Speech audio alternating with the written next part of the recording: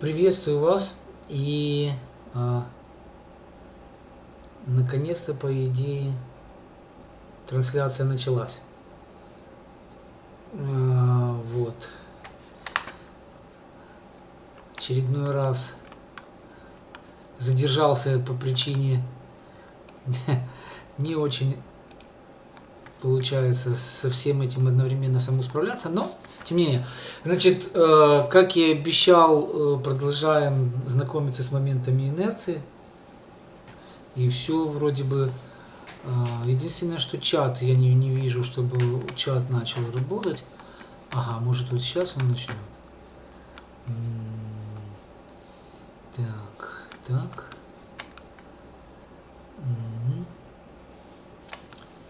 Чат.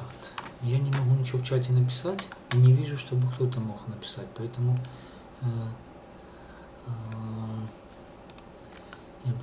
поэтому интересно. Так. Я написала плюс. Да? Но у меня не видно чата, поэтому я и не пойму. Так.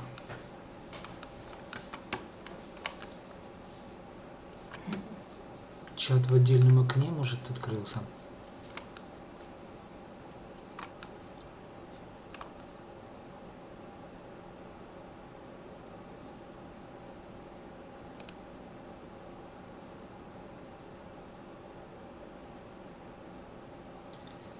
Так. Итак, значит, с чатом придется разбираться как-то отдельно. Не вижу я самого чата. Может быть, он и откроется, но пока не видно.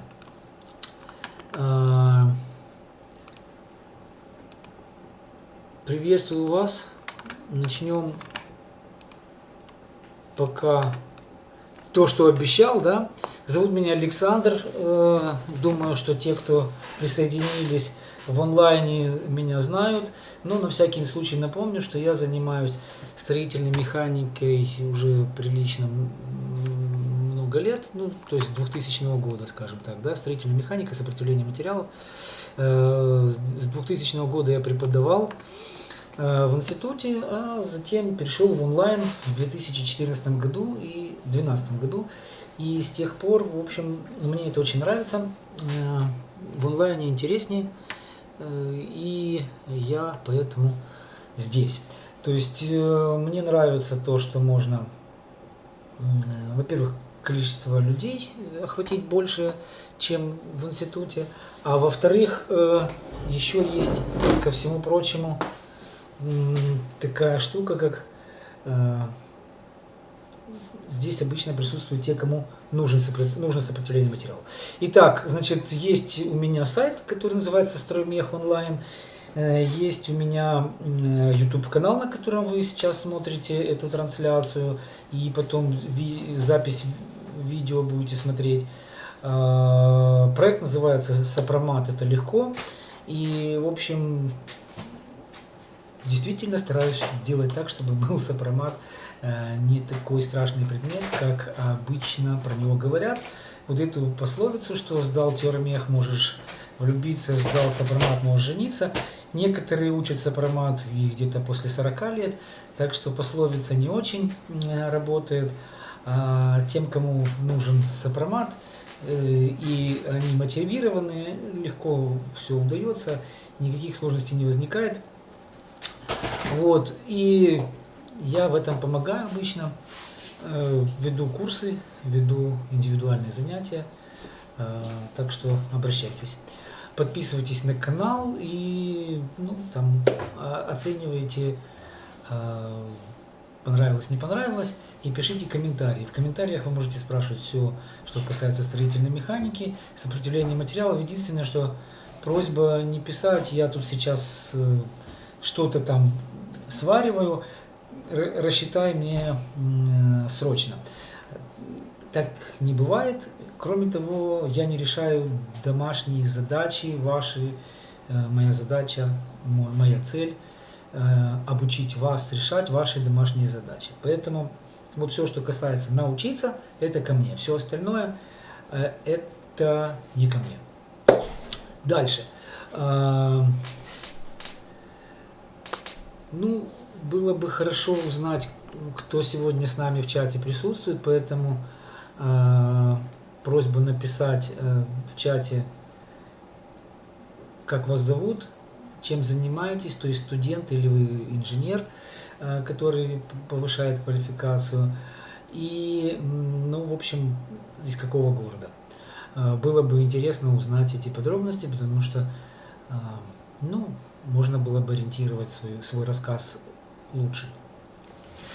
Ну, а пока вы пишете, пока до вас дойдет сам видео, которые отстают на самом деле от видео показывается с задержкой по сравнению с тем, что я сделал, да, то есть задержка, и она довольно существенная. Вот, поэтому пока вы будете писать или отвечать, я начну с того, что мы вспомним, что мы делали в прошлый раз. Наверное, таки я выключу вот эту лампу, потому что она все-таки, хоть и делает светлее весь процесс, но она не позволяет отсвечивать чересчур сильно.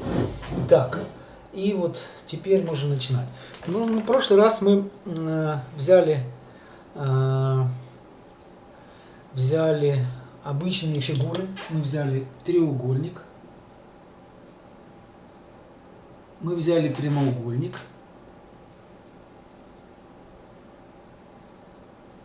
и круг. И тут же нарисую окружность. И эту окружность мы тоже рассмотрели. И мы нашли, что моменты инерции, ну тут немножко другая система координат была, ρ, φ. Вот. Но здесь мы получили и z, и y, z, y. И в принципе здесь тоже мы вывели момент инерции z, y.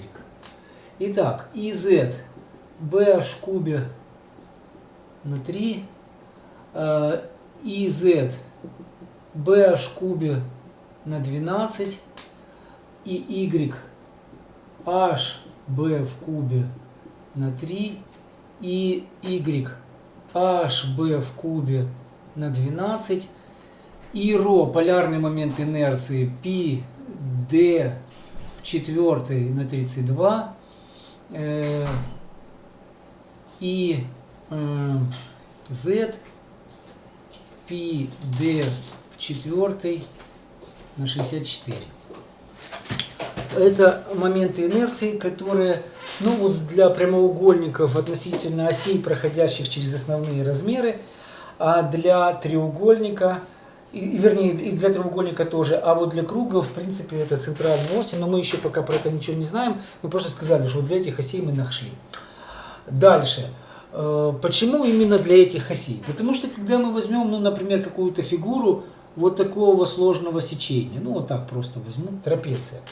Трапеция это фигура, которая состоит из треугольника и прямоугольника. И, например, вот взять вот эти оси z и y вполне себе удобно.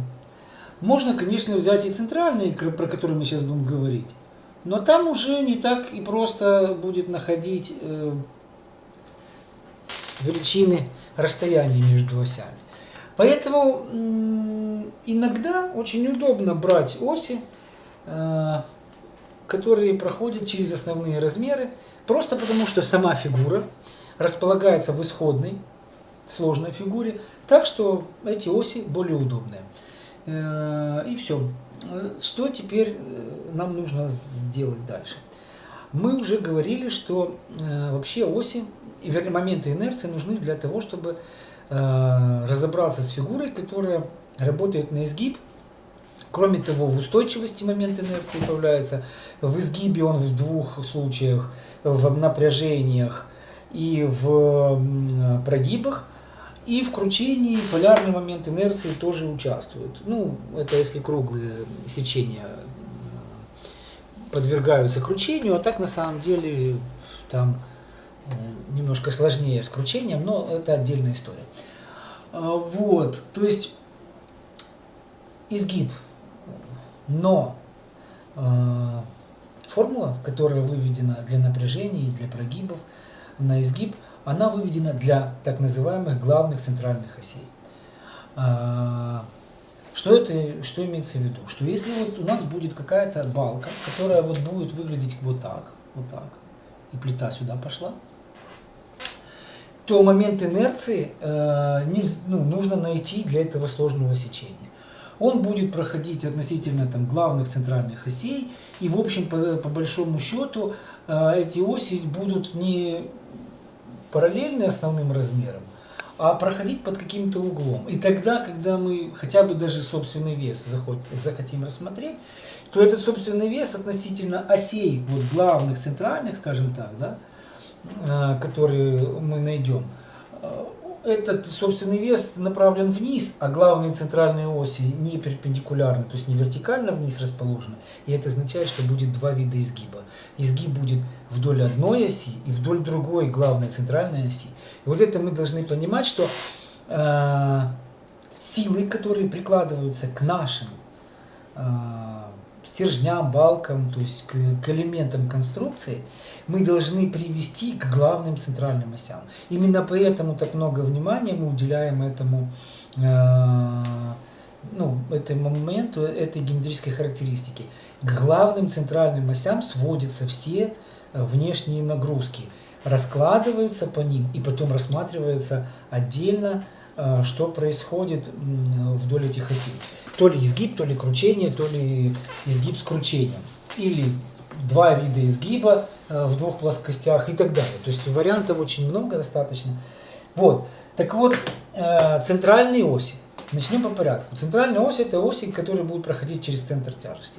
Например, в прямоугольном треугольнике, и вот если провести центр тяжести, да, биссектрису, то у нас получится вот такая вот штука. Эти оси будут называться ZC, YC.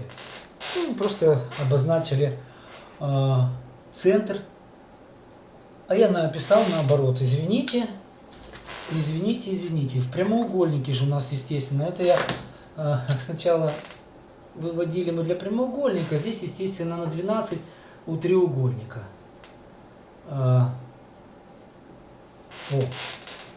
И мы знаем вот эти оси, должны перейти к этим осям. Вообще, посмотрите, если есть ось Z1, назовем ее условно, то интеграл от y квадрат только 1, да? Y квадрат 1 dA. Я не буду долго выводить формулы, просто покажу, откуда появляется этот новый момент инерции, который мы получили. То есть здесь получается, если y вот в этой системе координат, вот в этой, да, вот это расстояние А между y, по оси y мы берем расстояние между осями z, а по оси z мы берем расстояние между осями y, получается. Так вот, y1 dA, это будет вот это расстояние, да, до оси z, между осями z, c и z, и z. Вот, если поставить сюда в интеграл, то мы получим y плюс a в квадрате dA. Ну и дальше, если раскрыть скобку и раскрыть квадрат суммы, то мы получим под знаком интеграла. И дальше вынесем из-под знака интеграла. И в результате для центральных осей, в принципе, мы получим следующую формулу. IZC будет равняться IZ плюс А квадрат А. Это вот после сокращения, причем сокращение касается чего? Относительно центральных осей, там статический момент равен нулю, и поэтому одно из слагаемых пропадает. Ну и вот в результате, если брать вот в этой системе координат, которая здесь изображена, то IZ плюс А квадрат А. А это вот это расстояние. Расстояние в прямоугольных треугольниках между до центра тяжести вот с угла 90 градусов 1/3. в нашем случае h, и 1/3 b. Значит, с этой стороны будет 2/3, но нам пока это не нужно. И вот это а в нашем случае будет 1/3. Значит, подставив в нашу формулу, мы можем в результате получить и z, то есть bh в кубе на 12 плюс 1/3 h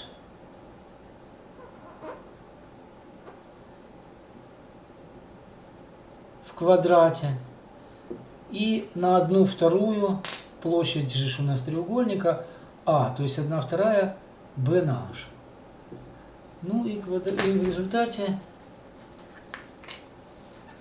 мы должны получить bh в кубе на 36.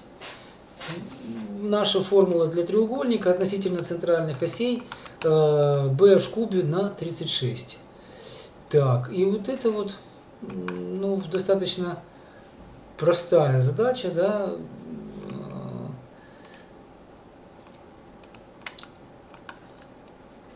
приводит к тому, что мы теперь знаем момент инерции.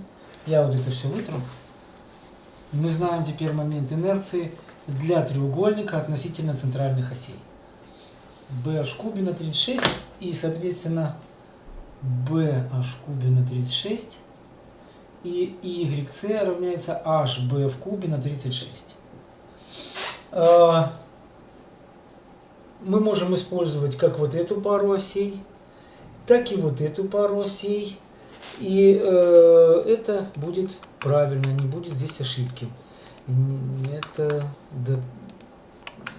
смотря где располагается и как будет удобно рассматривать оси. Это опять же мы будем в следующий раз брать сложную фигуру и уже прописывать все моменты инерции от начала до конца, чтобы получить ответ для сложной фигуры. Здесь для прямоугольника получается точно так же вот наши оси, но только А и Б у нас, А и С, да, я там обозначал, С, да. А и С у нас будет вот это А, это H пополам, а вот это С, это будет Б пополам.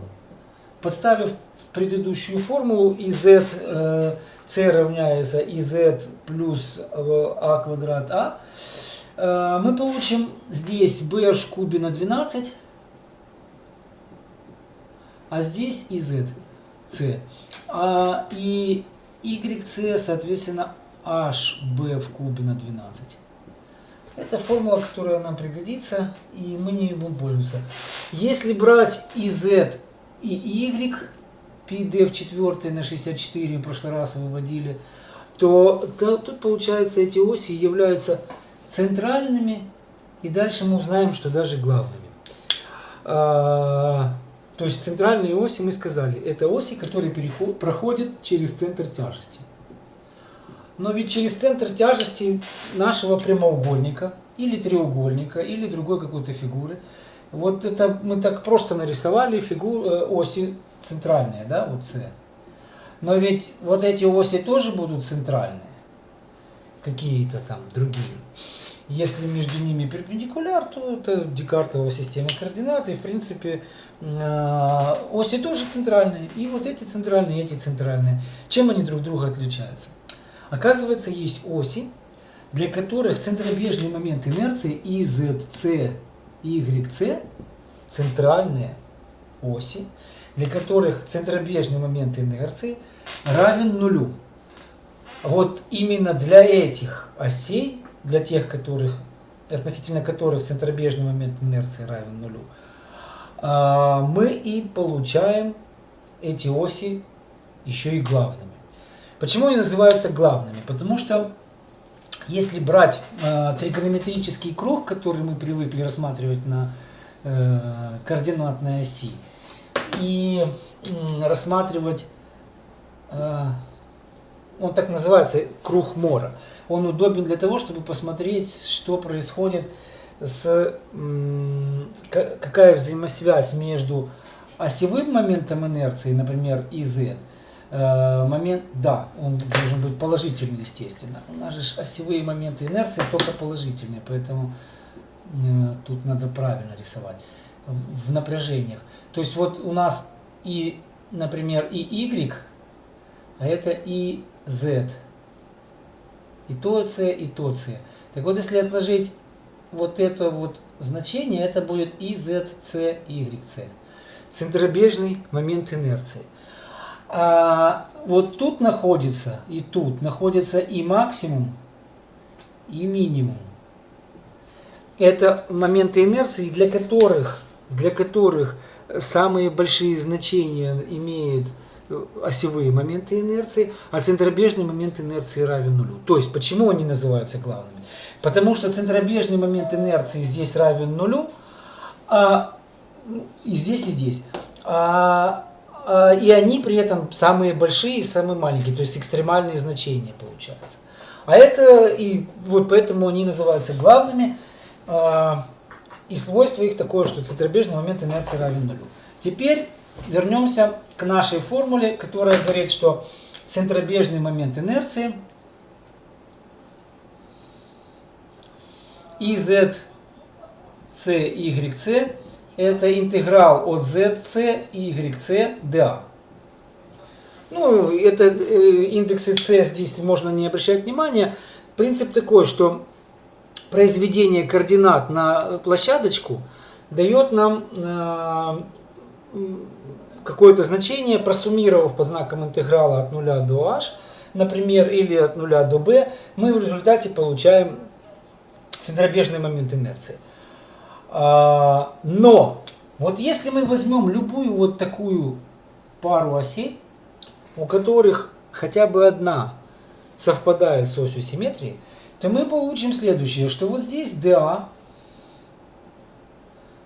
Y и Z у него одинаковые с вот этой dA. Если не считать того, что у одной один знак, а у другой другой знак. То есть вот если брать это Z и Y, то вот это Z на Y dA с плюсом, а это Z на Y dA с минусом. Представьте себе, что мы все вот это складываем, и в результате что мы получим? Одно с плюсом, другое с минусом, а так как они равные, то в результат будет 0. То есть в результате мы получим 0. И действительно, если хотя бы одна из осей совпадает с осью симметрии, это свойство центробежного момента инерции и главных осей. Если хотя бы одна из осей совпадает с осью симметрии, то эти оси будут главными, потому что центробежный момент инерции будет равен нулю. И для прямоугольника ZC и YC, вот это ZC и YC, здесь ось, проходящая через центр тяжести, YC и ZC совпадают с осями симметрии. Поэтому, складывая вот здесь, здесь и здесь и здесь, с разными знаками мы получим 0. И поэтому оси для нашего прямоугольника ZC и YC являются не только центральными, но и главными. А вот у треугольника не все так просто. У треугольника нужно находить положение осей, при которых центробежный момент инерции будет равен нулю. И поэтому центробежный момент инерции и ZC и YC у треугольника равняется плюс-минус b квадрат h квадрат на 72. Опять же, подставив в исходную формулу, вы помните, что и z, y равня, ну и zc и yc, да, равняется yc, zc, dA. Подставив вместо zc и yc, поставив выражение через y1, ну, через вот эти оси, да, с добавлением a и c, мы в результате, преобразовывая, получим значение b квадрат h квадрат на 72. Не хочу выводить, ускорю сегодня процесс. Вот. Но, вот здесь я написал специально плюс-минус, потому что действительно знак момента инерции для треугольника z и y имеют значения разные, там плюс, может быть минус, да, и поэтому давайте смотреть так. Вот наш треугольник, вот эти оси, условно тут 1/3, здесь 2/3. Но теперь представьте себе, ну это ZC и YC. Представьте себе, что мы берем и площадку DA вот здесь обозначаем. DA.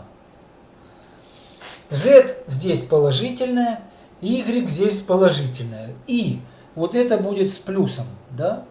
Площадка DA будет здесь со знаком плюс. Потом мы берем, ну и то есть вот это все будет со знаком плюс. Заштриховал. Потом мы берем вот эту площадку и перемножаем между собой минус z и минус y. Получаем плюс. Умножить на DA. И здесь мы тоже получаем со знаком плюс вот эту площадь.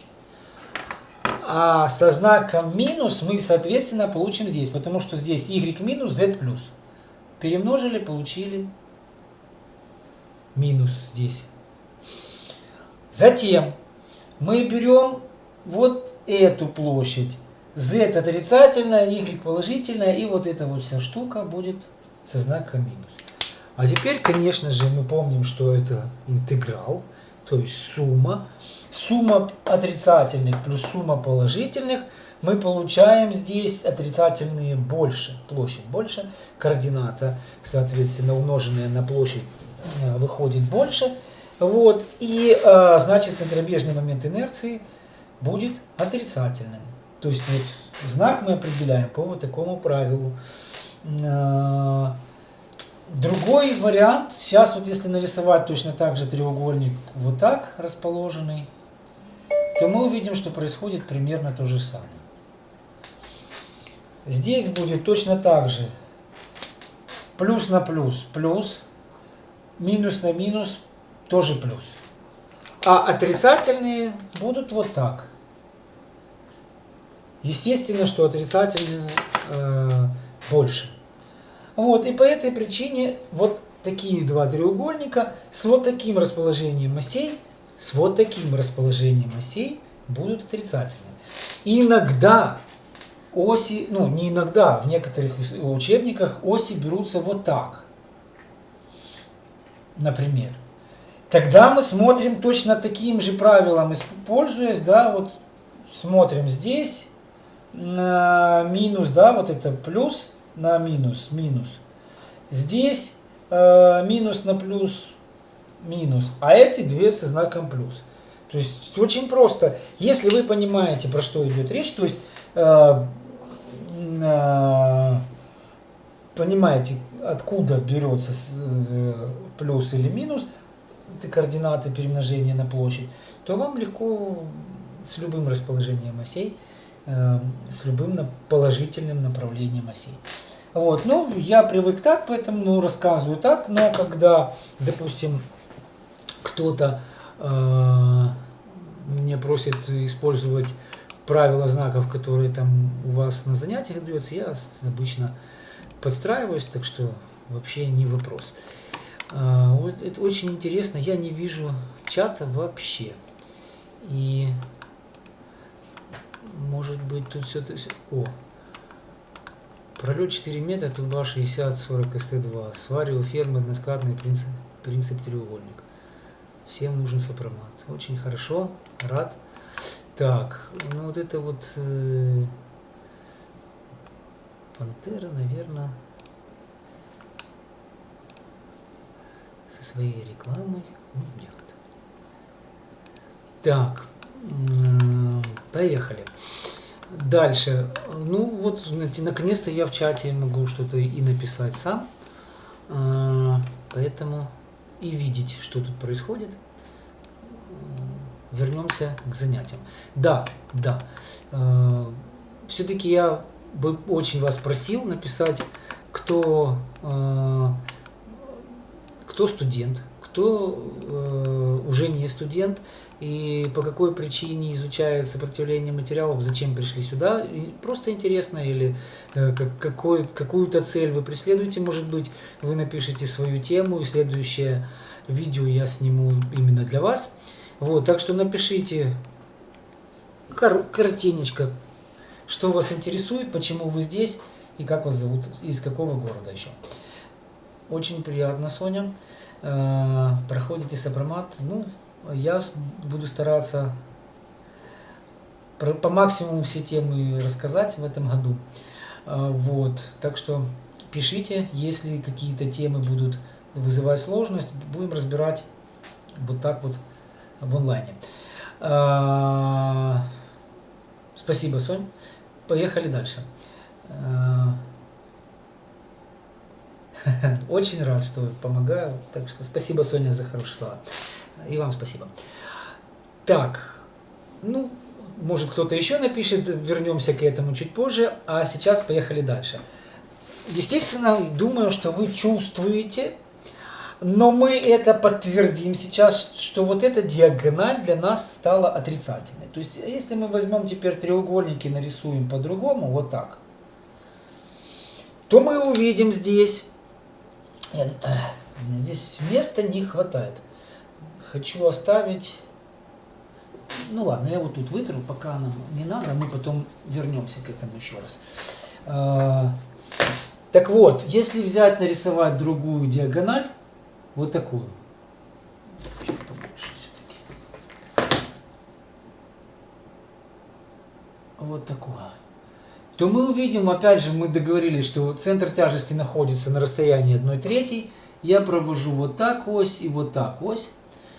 И здесь абсолютно хорошо заметно, что вот здесь плюс на плюс даст нам здесь плюс. Здесь минус на минус даст нам даст нам плюс, и поэтому вот эти две площади больше, чем вот эти две поменьше. А значит, этот момент инерции будет вот здесь использовать знак плюс.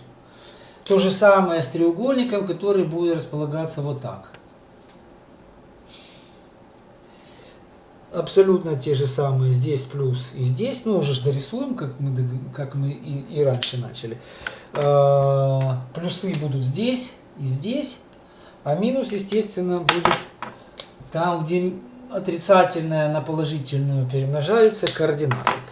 И вот видно хорошо, что вот с такой диагональю треугольники, ну это прямоугольник, разбитый на два треугольника, да, и диагональ тогда можно увидеть. Это отрицательные, да, вот здесь мы напишем, здесь минус. А это будет, соответственно, плюс. Центробежный момент инерции. Но, напоминаю еще раз, оси обязательно должны проходить вот так, чтобы это правило соблюдалось. Если оси проходят по-другому, то нужно просто сделать тот же самый анализ, что делали только что. Дальше. Для этого расположения осей есть еще такое правило, может быть кто-то помнит лучше словами правила, то оно говорит так: если положительное направление осей, то есть раз и два, пересекают одноименные, одноименные стороны, а это означает, что катет, гипотенуза, положительное направление осей пересекает одноименные стороны, одноименные катет, гипотенуза, то будет минус. А если разноименные, то есть гипотенузу и катет, то значит будет плюс. Но правило сомнительное, не нравится, но я рассказываю все, что есть у меня в запасе, а вы используете то, что вы лучше запоминаете и понимаете. Вот. Итак, моменты инерции для треугольника, моменты инерции для прямоугольника. Это, как мы говорили, самые простые фигуры. И, в общем, на самом деле мы получили все самое главное, что нам понадобится для того, чтобы посчитать любую сложную фигуру, составленную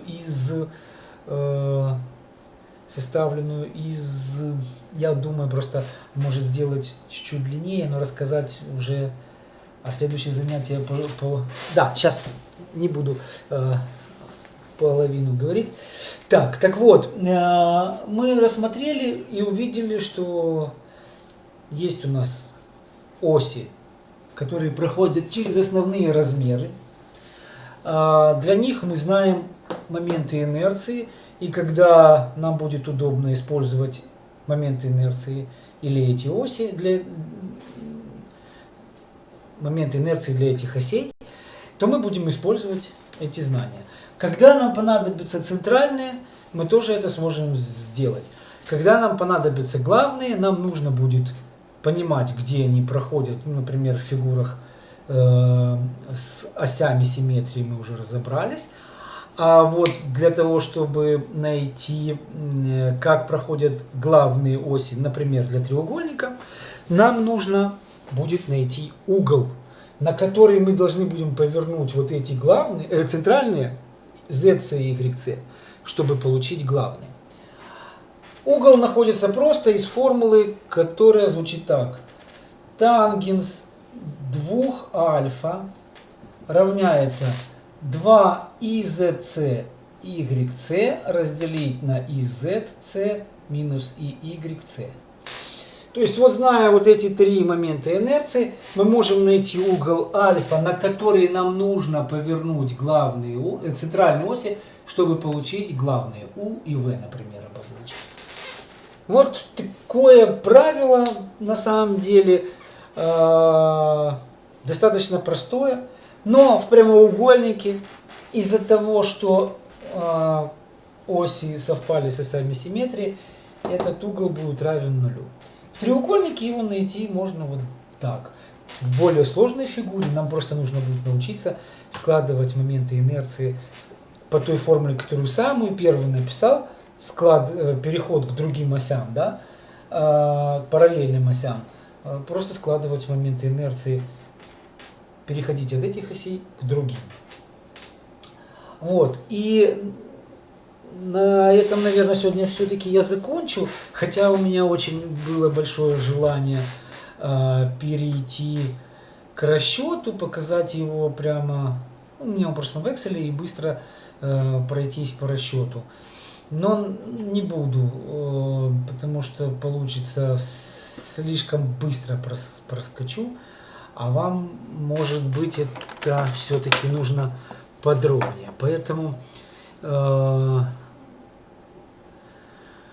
мы, наверное, в следующий раз все-таки, как и планировал я, сделаем сложную фигуру. Ну вот единственное, что я, наверное, ее просто покажу в эту фигуру, чтобы вы видели, какую мы будем рассматривать. Покажу ее переход. Так, и как я должен это переключить? Так, ой.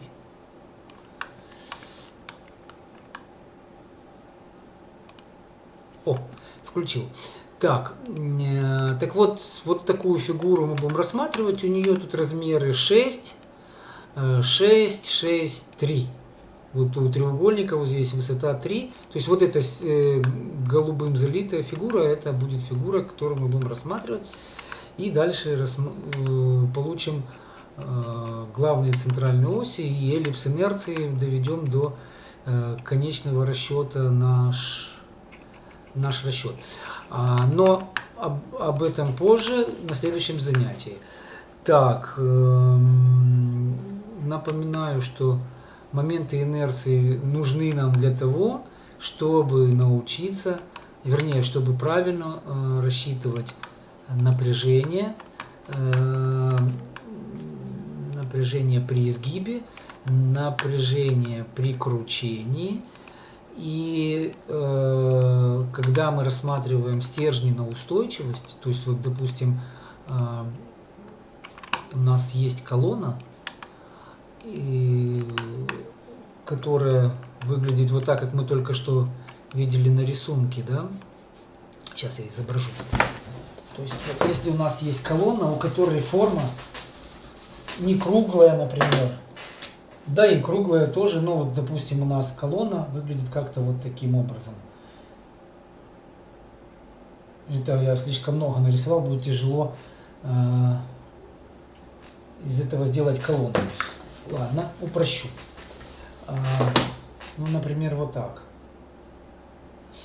Раз, два. Сюда сделаем ответвление. 3, 4. Вот так колонна идет.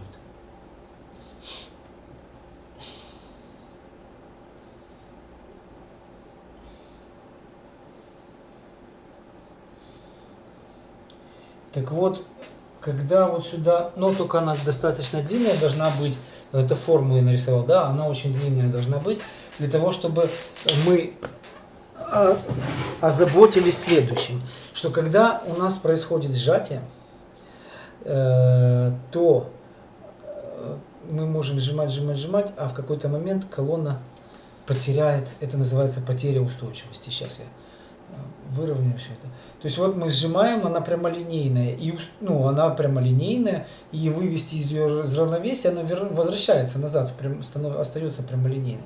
Но как только мы придавим ее достаточно сильно, то она выходит из равновесия, она не сломалась, она не перестала существовать, да, не развалилась на части.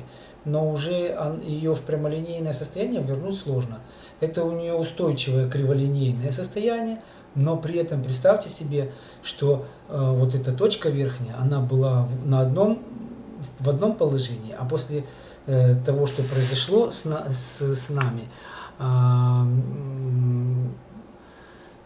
мы, получается, потеряли положение, да, вот этой точки, она сильно опустилась, например. А представьте себе, что этих стержней много, и на этом стоит крыша. Если один стержень вот так потеряет устойчивость, то произойдет перераспределение. Ну и дальше там все зависит от здания, которое там проектируется, там есть разные условия на проектирование, но условно говоря, да, упрощенно. Один стержень потерял устойчивость, остальные перераспределилась нагрузка, и если мы этого не предвидели, то потеряли устойчивость и все остальные и упали. Но на самом деле здания рассчитывают, особенно ответственные, рассчитывают на то, чтобы даже если один стержень потеряет устойчивость, остальные могли перераспределить между собой нагрузки. Но это отдельная история. Так вот, для такого сечения при давлении сверху нужно посчитать тоже момент инерции, несмотря на то, что кажется, что происходит сжатие стержня F на A. Но если он достаточно длинный и вот эти размеры маленькие, 1 сантиметр, 0,5 сантиметра и так далее, то есть очень маленькие, но при этом длина, например, 3 метра, очень длинный. Это есть формула, которая позволяет определить вот это понятие очень длинное, называется гибкость. Так вот, для стержней достаточно гибких нужно считать момент инерции и проверять на устойчивость. И этот момент инерции, который мы считаем из Z, C и YC, там как раз будет. И главные, вернее, моменты инерции там будут. Нужно будет просчитать все от начала до конца фигуру, чтобы получить главные центральные оси, построить эллипс инерции, чтобы увидеть, куда. А вот, кстати, тоже очень интересно, куда потеряет устойчивость вот эта линейка. Да? Мы легко из опыта, из нашего повседневной жизни можем сказать, что потеря устойчивости будет в тонкую сторону направлена. Это вот как раз минимальный радиус инерции туда направлен. То есть, если нарисовать для вот этой фигуры там главные центральные оси, то радиус инерции будет выглядеть, вернее, эллипс будет инерции выглядеть вот так, и вот потеря устойчивости возможно по вот этому направлению, к примеру. Да? Именно это эллипс инерции показывает.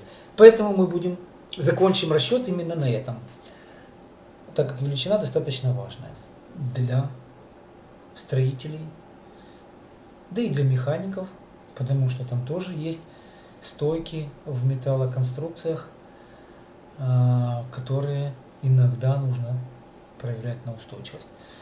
Вот. Теперь жду вопросы и с удовольствием на них отвечаю. Спрашивайте, буду рад ответить на вопросы. Так, раз по заданиям, вот как раз по заданиям интересно. Хорошо. Я рад, что интересно.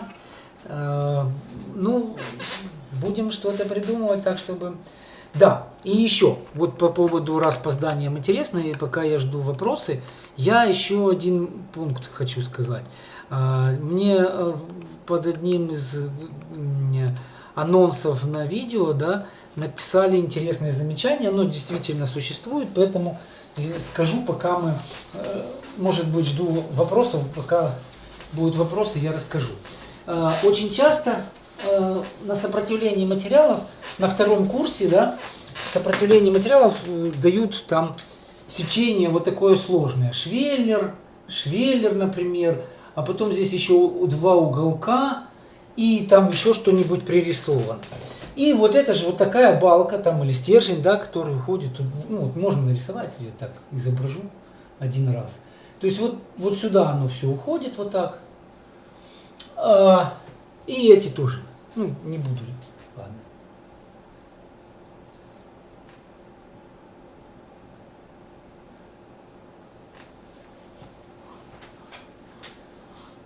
Смысл ясен. Так вот, когда считают такое сечение, находят тоже главные, центральные оси, и потом находят центробежный момент инерции, то есть вот все просчитывают, находят действительно главный момент инерции, и дальше сигма изгиба равняется m изгибающее умножить на y и разделить на z. То есть можно найти по этой формуле напряжение в каждой точке. Максимальное напряжение при изгибе это m изгибающее разделить на WZ меньше либо равно, чем сигма допустимая. То есть это все из изгиба нам известно. Предыдущие вебинары были, мы говорили про это. Но WZ это IZ разделить на Y максимум, важная штука. Уточнение. То есть вот если у нас будет вот так проходить ось Z, Z, C, Y, C, она же будет и главная, потому что оси симметрии совпадают. Z, C, Y, C.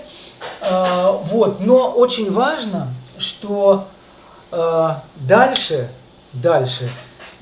когда рассчитывают момент инерции, ничего не говорят. А на самом деле вот эти штуки, они же должны быть как-то соединены. Это же должны быть какие-то сварные швы. А эти сварные швы должны иметь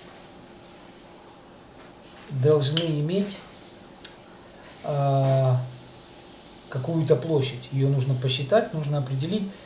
Ну, на самом деле площадь шва определяется так. Вот если взять один лист, и к нему мы, например, присоединяем второй лист вот так, то площадь шва будет определяться вот этим катет шва. Сейчас не об этом. Сейчас о том, что площадь шва в результате получается катет шва на длину шва. Длина шва определяет. Так вот, эти фигуры, которые мы присоединили, они должны быть сварены швом, длину которого нужно посчитать. И вот получается, что редко где, да, уже потом в специализированных предметах просто формулу пишут, что вот берем, считаем, проверяем, и оказывается, что может быть так, что длина шва будет такой, что нерационально использовать вот такую, а лучше взять швеллер, например, побольше, вместо того, чтобы приваривать эти уголки. Потому что, может быть, там длина шва будет очень длинная. А это связано с касательными напряжениями. Вот сейчас я кинул сюда в чат, постараюсь быстро найти видео, в котором есть лабораторная работа на именно определение вот этого визуального определения вот этого касательного напряжения, при котором мы видим сдвиг одной детали, вот эти детали, они же между собой соединены.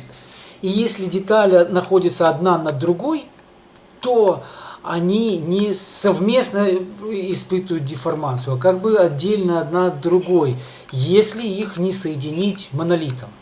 Вот когда мы уже все проварили насквозь, и сделали монолит, то тогда они не растендряются. А если они не соединены, или соединены вот так с каким-то шагом, то там уже возникают как раз вот эти вот вещи.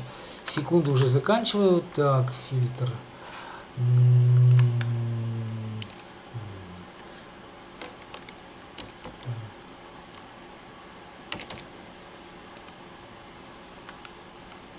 Так, вот оно. Так вот это вот у нас очень важная штука. Касательные напряжения, которые возникают в нашем стержне. И да, Соня, следующий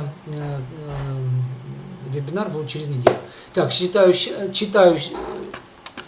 чат, смотрю, есть ли вопросы, и будем заканчивать, не буду вас долго задерживать. Так, где именно в госстандарте можно найти расчетные снеговые нагрузки по регионам Украины? Смотрите, значит, в стандарте, понимаете, в чем дело? Я ГОСТ читал, вот еще стандарты Советского Союза, да, и там по регионам, то есть было. А как они назывались? Назывались они, ну надо таки искать на самом деле. Снеговая нагрузка. А вот нагрузка Киев. Снеговая нагрузка Киев. Область Запорожская. Максимальная снег. Вот я в гугле ввел, смотрите, и сейчас я включу этот самый рабочий стол. В гугле ввел, пожалуйста, вот снеговая нагрузка Запорожская, Киевская, Кировоградская, и вот здесь нормативная база. То есть я не думаю, что это вызывает какие-то сложности. Так. Назад возвращаюсь.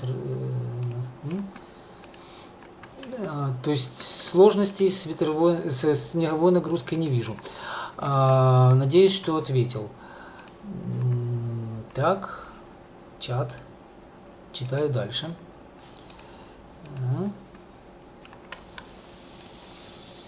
Так. И как пересчитать на килограмм на метр квадратный? Там вот как раз по снеговой нагрузке килограмм на метр квадратный. Смотрите, там обычно дается плотность килограммах на метр квадратный. Это как бы вес, который ложится на метр квадратный.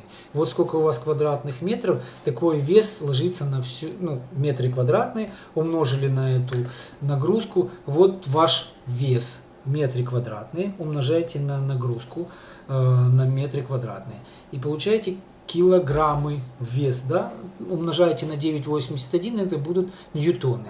А дальше все достаточно, разложить, например, если у вас там 4 стойки, вы разделили на 4 стойки, вот ваша нагрузка на эти стойки.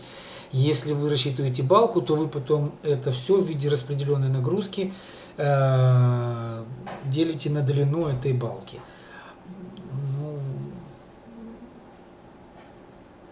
Там, когда мы рассматривали сгиб, там были распределенные нагрузки, я старался рассказать, что это такое, да? Вот ваша задача будет, получается, площадь умножить на площадь крыши, например, умножается на вот эту нагрузку на квадратный метр. Вы получаете килоньютоны, которые потом делите на длину балки. И это у вас распределенная нагрузка. Килоньютоны делите на метры, распределенная нагрузка. А дальше просто максимальный момент у этой балки будет QL в квадрате на 8, а Q это как раз вот эти килоньютоны на метры, деленные на метры. Вот. При сгибе мы так делали. Так, занятие следующее через неделю, Соня. Был рад, что вы с нами. Спасибо за ответы в чате, спасибо за то, что вы меня поддержали в моем начинании. Был рад вас видеть. До следующей среды. Будьте здоровы, до свидания. Ну, еще подожду пару минут, если появятся ответы, с удовольствием отвечу. Все, всего хорошего, до свидания. До свидания.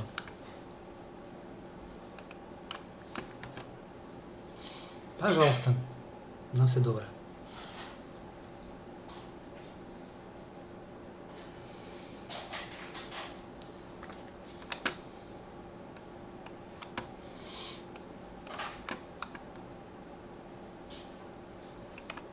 До побачення.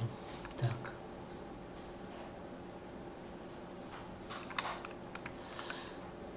Все, значит, на этом закончили. Удачи!